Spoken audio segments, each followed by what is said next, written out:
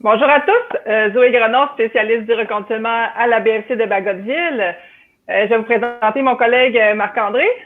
Oui, Marc-André Boudreau, Rasmussen, kinésiologue et moniteur de conditionnement physique à la BFC Bagotville et aussi collègue là, de Zoé Grenon. Yes, parfait. Fait qu'on est là aujourd'hui, on va faire une capsule sur, toujours en collaboration avec la promotion de la santé. On va venir toucher un peu sur la prévention des blessures et on va parler d'un principe d'entraînement qui est super important, la planification d'un entraînement. Quand on a un objectif, on se place des objectifs qui vont nous aider à une bonne motivation aussi. Donc, en gros, qu'est-ce qu'une bonne planification? Hein? Une planification, c'est on a un objectif, il faut passer par des petits cycles différents d'objectifs afin d'arriver à notre objectif final. Donc, on va vous expliquer plus en détail durant la présentation, qu'est-ce qu'une bonne planification, qu'est-ce qu'il faut prendre en considération dans notre plan d'entraînement. Donc, Marc-André, si tu veux en ajouter par rapport à la planification pour une bonne définition, qu'est-ce que tu dirais? Oui, totalement d'accord avec toi. En fait, c'est ça, c'est de structurer son entraînement ou son activité physique, quand on parle pas juste d'entraînement spécifique en salle, mais toute l'activité physique qu'on fait là, dans une année ou dans un mois, quoi que ce soit, pour soit un objectif X, évidemment, l'objectif, c'est super important pour la motivation. Mais oui, fait que c'est de structurer un peu comme avec, exemple, votre argent, vous allez voir conseiller financier ou quelqu'un qui va vous aider pour vous planifier. Exemple, si vous voulez acheter une maison, là, vous planifiez, exemple, de ramasser de l'argent, qu'il y a plusieurs étapes pour passer chez le notaire, mais vous planifiez ça dans votre temps. Pour la planification de votre entraînement, c'est un peu le même principe, autant que si vous voulez atteindre un objectif de performance très élevé ou que ce soit pour un objectif de plaisir même, c'est important de se planifier dans le temps parce que pour éviter les blessures, éviter d'être surentraîné, éviter aussi des rechutes. Fait que ça peut aider pour la motivation. Puis aussi, varier l'entraînement. Comme Zoé a dit, on va élaborer beaucoup plus là-dessus au cours des prochaines minutes. Mais grosso modo, comme tu l'as dit, on fait des blocs dans l'année d'entraînement, des blocs aussi pour la récupération. Puis un plan, c'est malléable aussi. Fait qu'il y a possibilité de changement avec le temps. Là, tu parlais tantôt de structurer un entraînement, structurer une planification. Qu'est-ce que tu en penses d'une bonne structuration d'un plan? Oui, c'est une bonne question. Évidemment, ça dépend des objectifs qu'on a. Disons, il va y avoir des phases dans l'année où, disons, qu'on se donne on veut se pratiquer, se préparer 3 mois, exemple. On pourrait prendre l'exemple pour les militaires, le test force. On va entraîner des qualités spécifiques à tel moment de notre 3 mois. Fait exemple, la force musculaire pendant 2-3 mois. On va pratiquer de faire des sprints pendant, mettre l'emphase là-dessus pendant 2-3 mois. Puis aussi, je pense que c'est ça le plus important là, pour moi, du moins, là, c'est que ça permet de planifier, de structurer, d'intégrer dans nos 3 mois des périodes où on va récupérer. Fait que oui, on va faire des entraînements intenses, c'est le but, parce que disons, le test force, il y a beaucoup d'efforts courts et intenses, mais on veut aussi se planifier des semaines qu'on va avoir des efforts, un volume, fait qu'une quantité d'entraînement plus petite, puis une intensité aussi plus basse, vice-versa. Puis par après, exemple, après le test force, on pourrait même rendu là planifier aussi, se garder 2 semaines de récupération, vu qu'on vient de fournir là, des entraînements là, plus intenses, dont le test force. Ouais. Ça serait un bon exemple, là, je pense. Ben non, c'est ça. Puis il faut savoir aussi, dans une planification aussi d'un objectif, on ne peut pas être à pleine capacité de notre forme toute l'année. C'est pour ça que c'est important d'avoir des repos puis des choses, parce qu'on ne peut pas avoir des pics de performance à tout moment de l'année. Donc, c'est pour là qu'une bonne planification, quand avoir les bons pics de performance, tout dépendant de nos objectifs, ça peut même s'appliquer là, à une blessure aussi, à bien savoir quand est-ce pousser et bien récupérer. Donc, là, c'est pour ça que avoir un objectif, mettons, test force, test DAF, après ça, ou je veux améliorer ma masse musculaire ou l'augmenter vers tel DAF. Fait qu'une bonne planification avec un professionnel va pouvoir vous aider à plus structurer. Fait que là, par exemple, là, tu disais le test force là, tantôt. Là. Fait que tu me dis, là, si je résume, test force, 3 mois, je prends une préparation de 3 mois, ça serait l'idéal pour toi? Ouais, ça, c'est une excellente question. On a plusieurs types de personnes, exemple, qui viennent nous voir. Autant de la personne qui va venir nous voir un an à l'avance, ce qui, pour moi, c'est si quelqu'un veut vraiment se préparer pour le test force, puis à travers tout ça, comme tu l'as mentionné, intégrer d'autres objectifs, c'est pour moi ça, on va dire, un idéal très, très, très bien. Je pense qu'un minimum 2 à 3 mois, perso, moi, ça serait ce que je cibrerais, là. Puis si quelqu'un, surtout si quelqu'un est, il s'entraîne plus ou moins, là, je planifierais au moins 3 mois. Puis on a aussi le type de personne qui vient nous voir une semaine à l'avance. Fait que là, ben là la planification, elle prend le bord. Puis malheureusement, je pense que là, on est très limité dans l'aide ou les conseils qu'on peut donner. Là. Fait que, ouais, fait que c'est pas le temps de dire, bon, j'ai mon test dans 2 semaines, là, je mets les bouchées doubles, puis je lève des 45 livres le maximum que je peux, puis je cours le plus que je peux pour réussir mon test force. Donc ça, c'est des risques de blessures exact. Ouais. assez importants. Et au test force, ça va arriver souvent là, durant le test force, les blessures, là, parce que ton corps il est fatigué. Ouais, non, exactement, c'est ça. Puis tu sais, là, tu parles des risques de blessures. Pour moi, c'est un aspect majeur. On a parlé de récupération tantôt qui est super important, mais aussi la récupération puis la structure de l'entraînement. Je pense que tu vas être d'accord avec ça, là, permet là, d'éviter beaucoup de blessures, beaucoup de blessures. Puis ça, c'est un gros plus parce qu'évidemment, si on ne subit pas de blessures majeures, on va dire, pendant notre année ou bien pendant une longue période, même si on a des petits inconforts, des petits bobos qui peuvent arriver entre-temps, ce qui est tout à fait normal, là, puis on prend le temps de récupérer, ben là, on garde une progression constante ou au moins on maintient ce qu'on a déjà acquis. Si on est confortable avec ce qu'on a, sans parler d'un point de vue de performance, là, tout simplement de maintien des acquis. Non, c'est ça. Ouais, vas-y. Non, c'est ça. Puis en plus, quand on parle au test force, exemple, là, parce que c'est facile, c'est concret pour nous, pour notre communauté militaire. Oui. On fait un 3 mois d'entraînement, mais c'est important que la semaine avant le test force, qu'il y ait une diminution des charges, une diminution de volume, garder une certaine activité physique pour garder là, les articulations actives, les acquis. Et durant cette semaine-là de récupération plus active, on peut avoir remarqué une augmentation de performance de 3% selon de ce qu'on a fait dans les entraînements. Donc, c'est pour ça qu'avant le test force, la semaine avant ou 2 semaines avant, c'est important de pas trop pousser la machine pour arriver à un résultat. Là, tu brûles ta machine. C'est là que toutes les adaptations que tu as essayé d'aller chercher vont se solidifier, vont se comme une cicatrisation, en fait, de tout l'impact que tu es allé accumuler. Fait que c'est pour ça que c'est important d'avoir eu une période comme ça avant un objectif quand on parle d'athlète, de sportif, on parlait d'une période dans la planification d'affûtage. L'affûtage peut durer environ 4 à 28 jours, tout dépendant selon aussi l'objectif. Et autres. Fait que, mais c'est ça que c'est important à penser, là, une petite période de repos, diminuer le volume, l'intensité avant l'objectif. De même, je voulais parler aussi, là, excusez, je regarde des fois mes notes ou Marc-André aussi, hein, si on prend des notes ou autres, on regarde nos informations pour s'assurer qu'on suit bien nos choses. Aussi en blessure, ça va venir arriver aussi. Moi, en reconditionnement physique, c'est super important, une bonne planification, une périodisation au niveau des blessures de différentes qualités. Puis là, je parle à tous, là, c'est surtout en blessure, l'important, c'est d'avoir une bonne équipe multidisciplinaire. Donc, quand tu te blesses, tu passes par, donc en phase aiguë, mettons, une phase aiguë peut durer environ de 0 à 10 jours. La période inflammatoire, que là, tu vas consulter médecin, physio. Puis là, le physio, lui, il va vraiment aider avec votre douleur, trouver, mettons, les traitements idéaux à vous. Mais ça fait partie d'une planification d'une blessure. Fait que, tu sais, la cicatrisation se fait. Fait que là, commencez tranquillement la proprioception, la stabilisation. Vous voyez sur les bases, là, vous avez des classes vraiment spécifiques à ça. Puis là, vous voyez que les physios vous mettent là-dessus. Les physios vous ont donné des exercices là, vraiment spécifiques, localisés à la blessure. Il y a des classes que là, l'équine, il embarque tranquillement.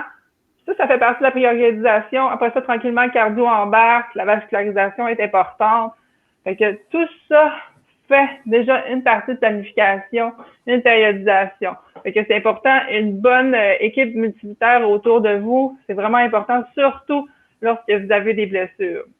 Donc, je pense, est-ce que tu veux rajouter quelque chose par rapport à ça, Marc-André? Oui, ben écoute, c'est un excellent point. Puis souvent, quand le monde sont blessés, surtout avec le système militaire, c'est qu'ils sont pris en charge. Fait qu'ils ne remarquent pas nécessairement, je pense, ou en tout cas, il y a beaucoup de gens qui ne prennent pas conscience qu'il y a une planification qui se fait en arrière de la blessure. Pour enchaîner avec quelqu'un qui n'a pas de blessure, quelqu'un tout simplement qui veut, même quelqu'un qui veut s'entraîner pour son plaisir personnel, de planifier, ça va être un peu le même principe. C'est justement, on va peut-être éviter d'aller voir le médecin et le physio premièrement, là, si on est bien structuré. Puis encore là, si vous faites affaire avec un kinésiologue, exemple, ou un de nous autres, quoi que ce soit, puis qu'on voit, vous me dites, j'ai mal à telle place, ça fait longtemps, je fais de la course, c'est tolérable, mais peut-être nous, on va vous dire, ben là, ça serait peut-être le temps d'aller voir un physio, justement, pour t'aider, puis consulter. Fait que, je suis totalement d'accord. La coopération là, entre professionnels se fait là, naturellement. Il y a une périodisation à travers de ça. Oui, c'est ça. Puis quand on parle de blessure, là, tu sais, que faut faire aussi prendre conscience qu'on a une blessure, puis c'est quoi notre objectif. Si tu m'arrives que c'est une blessure qui est chronique quand même, que ça, puis là, tu veux commencer à courir. Mettons, là, c'est parce que c'est souvent l'exemple qu'on a là, aux choses. Puis là, tu veux commencer à courir le plus vite possible parce que tu veux brûler des calories, tu veux améliorer quoi que ce soit, mais c'est important de ne pas sauter des étapes. Si ta base n'est pas, si tes bases fondamentales sont pas prêtes à aller tout de suite sur, mettons, je veux courir un 5 km dans 3 mois, ça peut se faire, mais ta blessure fait peut-être en sorte que peut-être on va voir qu'est-ce qu'on a déjà objectif. Je te dis pas que dans 3 mois, tu vas être prête à, tu sais, c'est juste qu'on va s'assurer que tu as des bons bases. Nous, on va parler de la proprioception quand je parlais, l'équilibre, ça comme ça. Est-ce que voyons, je vais le dire. Le tronc, les muscles du tronc, donc abdominaux, les extenseurs du dos, les fessiers, ta force musculaire, tes muscles sont-ils assez forts pour toi pour acquérir toute la quantification de stress que tu vas y mettre. Donc, c'est pour ça que c'est important de tout penser ça avant. Ça va être important d'y aller très progressif dans la course, vraiment, mais c'est important d'intégrer l'exercice d'endurance musculaire. Puis après ça, on va diminuer l'exercice musculaire, puis on va augmenter dans la course. Ça va faire comme un effet genre d'intensité, volume différent. On va juste changer les propriétés. Donc, moins de courses au début, mettons moins longtemps, on va en mettre quand même, mais qui va durer moins longtemps. Puis par la suite, on va diminuer les exercices musculaires, puis on va augmenter la course pour vraiment essayer de jouer. Puis ça, c'est toujours malléable, comme il n'y a pas vraiment un plan, ça change tout le temps. Oui, effectivement. Puis on pourrait donner le même genre d'exemple pour quelqu'un en performance. On parle de blessure, le rendu là, c'est hyper important là, parce qu'on a une période critique, exemple, que la personne, il faut qu'elle récupère. Mais exemple, je vais prendre exemple pour coacher au hockey, là, quand le monde recommence leur saison, je vois beaucoup, surtout rendus plus vieux adultes, là, les jeunes qui sont déjà encadrés là, par des équipes, c'est plus facile à faire, mais beaucoup de monde qui recommence, exemple, à jouer au hockey, ils n'ont pas fait de préparation, soit en salle ou à la maison même. Il y a beaucoup d'exercices très simples là, qu'on peut faire sans matériel. Juste se préparer à aller retourner à faire son activité qu'on a arrêté, exemple, pendant l'été. Puis préparer le corps, comme tu viens de mentionner, pour, dans le temps, fait que, exemple, l'objectif, c'est d'atteindre ses pleines performances dans 5 mois. Ben, au moins préparer le corps au niveau, comme tu viens de dire, proprioception, équilibre, etc., pour éviter les blessures. Puis quand tu arrives dans 5 mois, exemple, je prends l'équipe, le régional, là, avec l'équipe qu'on a, ben, si on veut avoir notre objectif principal rendu là, ben, tu vas éviter les blessures, puis deux, tu vas avoir progressé. Fait que ça s'applique puis autant la personne qui va avoir jamais fait de course, mais qui n'est pas blessé. Mais là, il faut aussi prendre le temps de planifier pour éviter les blessures. Puis, comme on discutait là, précédemment, là, Zoé, là, quand on ne s'enregistrait pas, quelqu'un qui commence, on peut dire que, exemple, au niveau de la course, cardiovasculairement, le monde va nous dire « Ah, mon cœur, il suit, tout va bien. » Mais c'est mes articulations qui ne suivent pas, mon système musculo-squelettique. Puis c'est normal, c'est un continuum qui s'enchevauche, mais ça reste que ça travaille un peu indépendamment dans le sens que dans le sens que ça se pourrait que le système musculo-squelettique ne soit pas prêt à suivre le système cardiovasculaire, fait que le cœur, l'efficacité du cœur à propulser du sang et de l'énergie dans le corps. Fait que c'est deux aspects là, que nous, on considère, puis on est là pour ça, pour vous aider à structurer votre entraînement ou vos, j'aime pas le mot entraînement, là, plus votre activité physique dans ce sens-là. Fait que c'est important la spécificité aussi. À un moment donné, on parle de préparation physique. Mettons, tu dis le corps est là, puis là, tu parles, il faut que la musculation suive aussi, mais il faut être spécifique après ça. Tu décides, mettons, comme tu dis, ta saison de hockey recommence au mois de quoi, c'est septembre, octobre peut-être, là, je sais pas, suivant quoi que ce soit, mais là, tu as passé l'été partie de famille, peut-être t'as bougé, mettons, un peu plus tes vélos, on le sait jamais, là. Les vacances, on fait peut-être moins d'entraînement durant les vacances, là, t'arrives, je dirais première game de hockey. Je comprends, peut-être quand t'es jeune, c'est moins pire un peu. Le corps, il récupère plus rapidement. Mais tu sais, la majorité des militaires vont être en 30-40 ans. Donc, on va essayer de... Là, c'est là que les blessures y arrivent. J'ai joué au hockey, ça fait 2-3 semaines. Là, mon corps, ça a mal partout. C'est parce qu'il n'y a pas eu de progression là, dans l'entraînement pour t'amener à acquérir, parce que ils n'ont peut-être pas le droit au contact, mais ça arrive quand même. Là. Ben oui, il y a des contacts quand même. Hein. Ça reste un sport physique. Là. C'est ça, tu sais, fait que est-ce que la musculature est prête pour acquérir tous ces impacts-là? Exactement. Puis en plus, il faut penser dans une planification aussi à qu'est-ce que tu fais aussi comme travail. Oui, effectivement. C'est toutes des choses, des volets d'entraînement qu'il faut penser. Exemple, quand toi, tu donnes une classe d'entraînement aussi au travail, il faut que tu penses à qui tu fais affaire. Mettons, exemple, est-ce qu'ils ont levé des missiles toute la journée à mettre dans l'avion ou quoi que ce soit? Fait qu'ils ont travaillé le haut du corps, le tronc il est fatigué.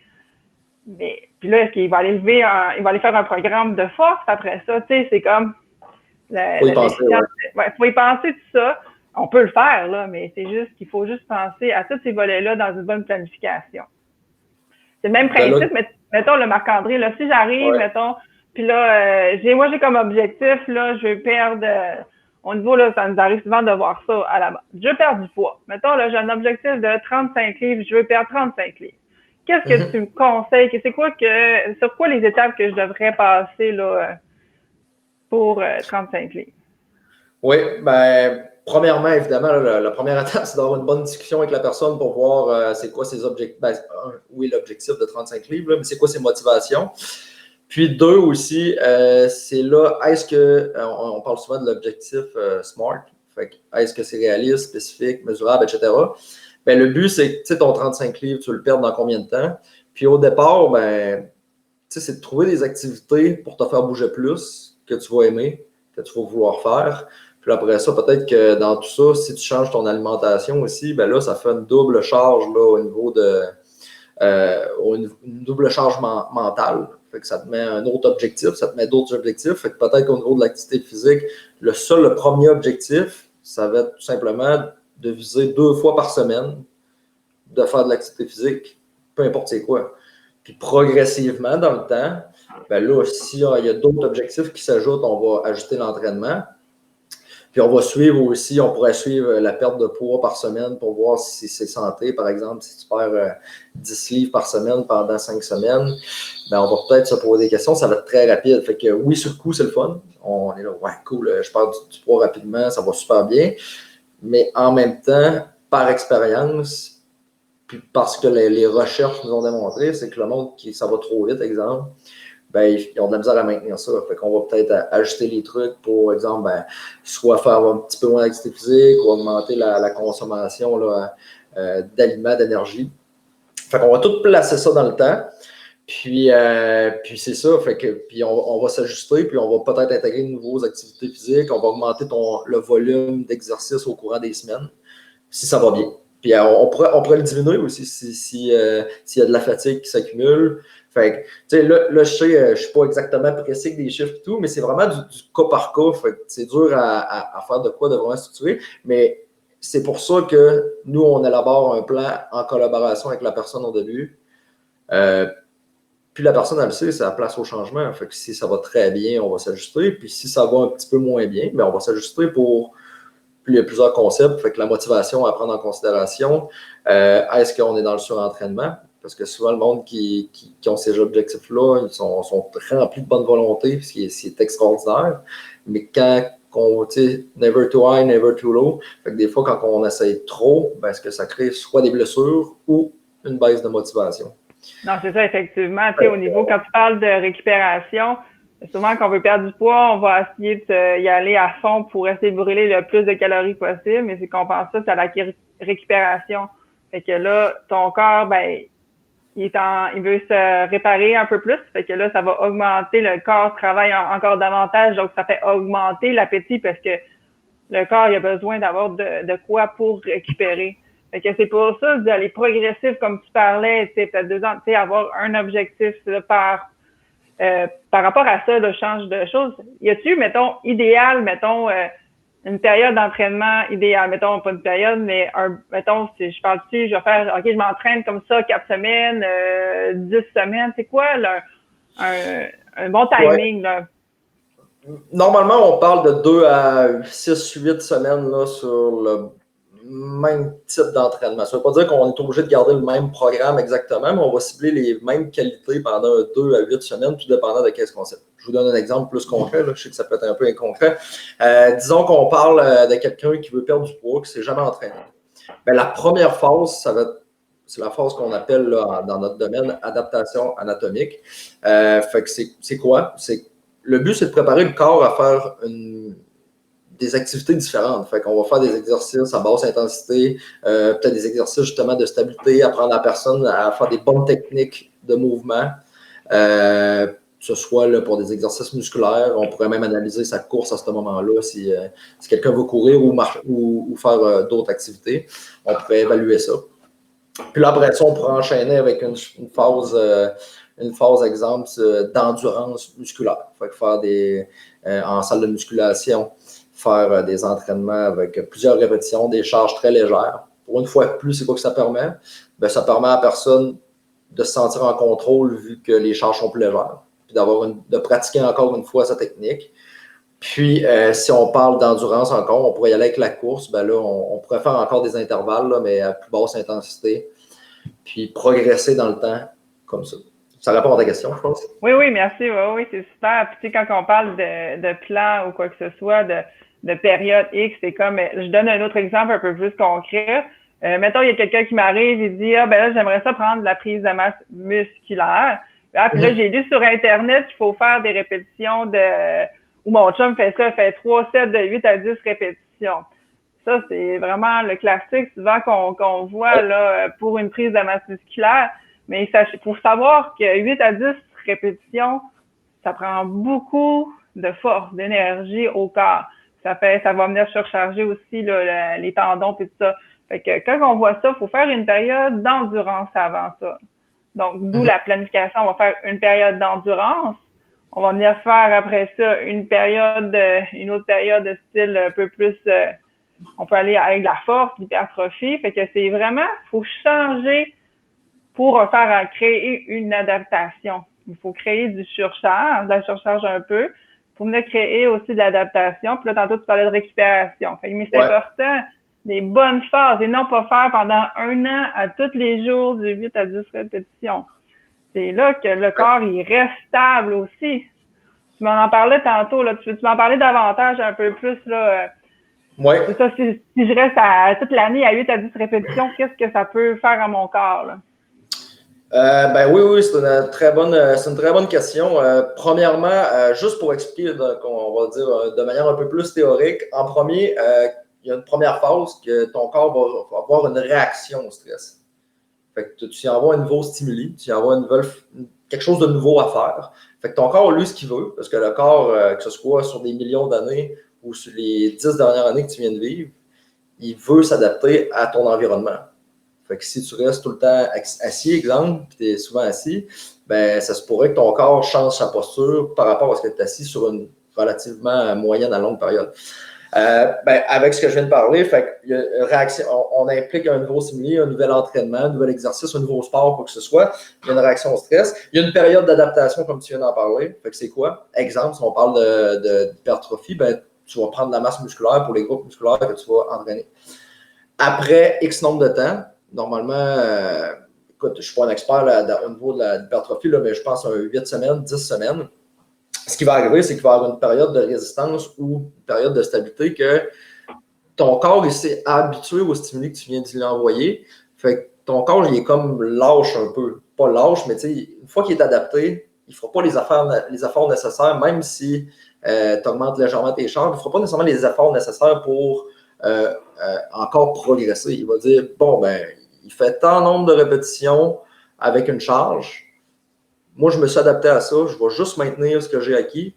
Puis c'est ça. Fait que si ton but, c'est de maintenir, ça peut être un objectif. Mais là, si c'est une trop longue période, peut même avoir l'effet inverse. C'est que ton corps, tu vas même avoir une diminution là, pas de tes performances, mais de ce que tu as acquis. Fait qu'en changeant de stimuli, tu viens stimuler ton corps de différentes façons. Puis tu vas, je pense, moi, l'aspect le plus important là-dedans, c'est en changeant aussi, c'est le plaisir. Là. Je pense que tu vas avoir plus de plaisir à essayer d'autres choses. Du moins, je l'espère, à moins que quelqu'un soit vraiment inconfortable à essayer d'autres choses. Sinon, on peut intégrer des petits changements progressivement. Puis aussi, là, tu vas progresser plus vite. Fait que pour la motivation, on dira ce qu'on voudra, mais peu importe, même le monde qui sont aucunement compétitifs, quand je leur parle, ils ont quand même le désir d'avancer et de s'améliorer. Ouais. Puis pour faire un dernier petit retour là-dessus aussi, puis là, il y a la période de récupération. Avec ce que je viens de dire, on pourrait avoir la période de récupération comme néfaste, mais non, au contraire. Il faut laisser le temps au corps. Exemple, vous venez de faire un cycle de 8 semaines d'hypertrophie, de 8 à 12 répétitions avec des bonnes charges, des bonnes intensités quasiment maximales tout le temps. Comme Zoé a dit, ça stresse beaucoup, pas juste les muscles, mais toutes les structures autour de votre corps. Fait que ça prend une période de récupération pour le corps qui va juste permettre, voyez ça comme une pile qui a diminué son énergie, puis que si on lui laisse le temps là, de se reposer, de rester connecté, de se recharger, elle va juste être plus efficace. Là. On va avoir après ça plus d'énergie, plus de motivation aussi. Ouais. La récupération, on pourrait en parler dans une autre capsule aussi longtemps. C'est assez intéressant aussi. La récupération, c'est quelque chose que... La récupération, ça ne veut pas dire arrêter complètement. Là. Non, c'est vraiment, là, c'est juste changer ou diminuer certaines choses qu'on fait pour l'instant. Par rapport à ça, je vais juste faire un petit wrap-up qu'on vient de faire, puis faire une petite conclusion là, pour vous pour revenir à tout ce qu'on a dit un petit peu. Non, je vais juste revenir sur un point que tu as dit qui est super intéressant. La motivation joue un rôle plus qu'on pense, parce que ça vient partir un peu de notre santé mentale, la motivation, c'est ça qui va nous faire driver un peu plus dans nos entraînements, puis c'est ça qui va venir aussi faire toute la différence. Donc, si tu veux en parler davantage au niveau de la motivation là, et le plaisir, c'est ça qui va venir après ça, amener un objectif, c'est ça qui aide, qui va aller à atteindre nos objectifs, là, c'est vraiment primordial. Ben oui, puis je pense que la motivation puis le plaisir, là, qui sont ces deux aspects différents, mais très intimement reliés. Là. Je pense que si quelqu'un a du plaisir dans peu importe ce qu'il fait dans la vie, il va avoir tendance à répéter ça, parce que les hormones qui sont envoyées dans son cerveau, dans son corps, sont agréables à vivre. Fait que c'est hyper important. La motivation, tu as parlé des objectifs.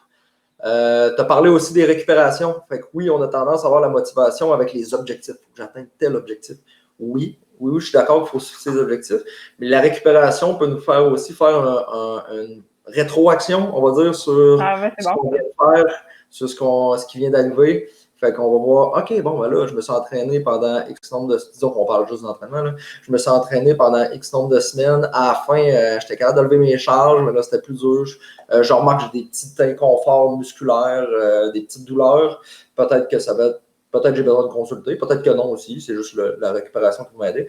Fait que la récupération va avoir un impact aussi sur la motivation. C'est le bon moment pendant ces semaines-là, de faire des nouvelles activités, que ce soit des sports ou des entraînements différents. changer le mal de place, comme on dirait là, en bon québécois, puis de faire aussi un retour sur les objectifs qu'on s'est fixés. Donc, je rencontre mon kinésiologue, je rencontre mon professionnel de la santé ou par moi-même si je suis très autodidacte. Puis on se fixe, on garde soit les mêmes objectifs qu'on s'était fixés, ou on peut les modifier, c'est le moment. Oui, effectivement, ça peut changer. Hein.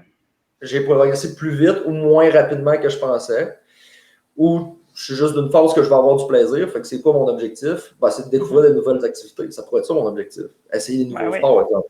Ou ça pourrait être, je sais pas moi, lever plus lourd, exemple, sur le bench press ou quoi que ce soit. De toute façon, il y a tellement des techniques d'entraînement qui existent que, tu sais, c'est vraiment, tu peux faire plein de choses différentes. C'est ça qui est le fun des fois d'essayer aussi, mais il y en a qui aiment ça faire la même affaire.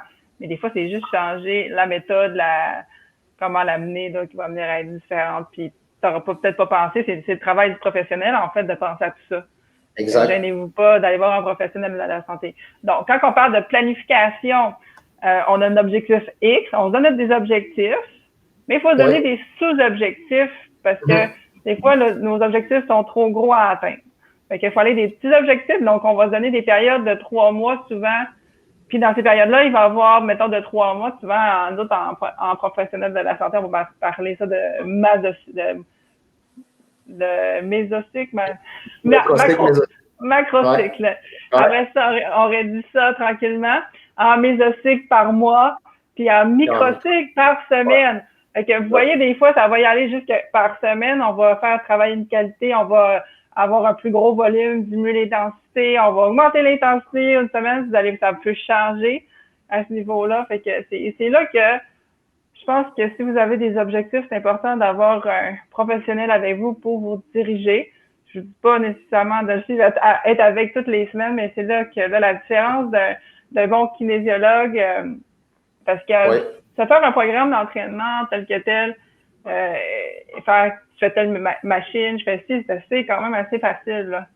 Mais je pense que là, le kinésiologue que les bonnes formations vont t'amener à faire une bonne planification selon tes objectifs et te diriger le maximum là, et te suivre dans tout ça, même s'il y a des changements qui arrivent entre-temps. Là. Fait que on va parler toujours d'une bonne progression pour amener une bonne adaptation voulue selon l'objectif. Et ne pas oublier, comme on parlait de la récupération à travers, c'est là que tout va se former, tout va les acquis vont aller se retrouver dans notre récupération. Fait que si tu veux ajouter d'autres choses, Marc-André, là, avant qu'on termine? Un petit point. Oui, je suis totalement d'accord avec toi. Puis, tu sais, il faut prendre en considération que quand le monde, exemple, vient nous voir, notre rôle, c'est pas d'être un dictateur ou un directeur. En tout cas, pour moi, c'est zéro mon rôle. Je pense que tous mes collègues aussi, c'est comme ça. Là. Le but, c'est de vous informer, vous donner des conseils, vous éduquer au besoin. Puis une fois que la personne est autonome, là, on peut l'avoir moins souvent. Puis même, on pourrait tout simplement interagir en tant que kinésiologue dans le but de cibler à quelle période de notre entraînement dans l'année on est rendu. Puis si la personne est vraiment compétente, elle peut même faire ses propres programmes. Là, puis à la limite, ça veut valider que nous, c'est quelque chose qu'on peut faire, tout en restant le plus spécifique, sécuritaire possible. Mais il y a moyen. Puis si quelqu'un est pas à l'aise, nous, on fait le programme en collaboration avec la personne. Fait que c'est ça. Fait que oui, tu sais, venez nous voir. Puis, tu sais, notre but, nous, c'est tout simplement de vous conseiller. Puis, il n'y a rien qui vous oblige. Tu sais, si vous n'êtes pas 100% d'accord avec ce qu'on dit, on va prendre en considération votre opinion. Puis, on va s'adapter. Là. Puis on va s'adapter. C'est ça. Effectivement, c'est la personne. Puis, de toute façon, tu pourrais avoir le même objectif, mais là, tu peux pas passer par les mêmes chemins. Ça, c'est sûr et certain. Puis, c'est la personne, en tout cas, qui décide, rendu là. Nous autres, on est là, comme tu dis, l'éduquer, le diriger et de l'accompagner dans son objectif, là.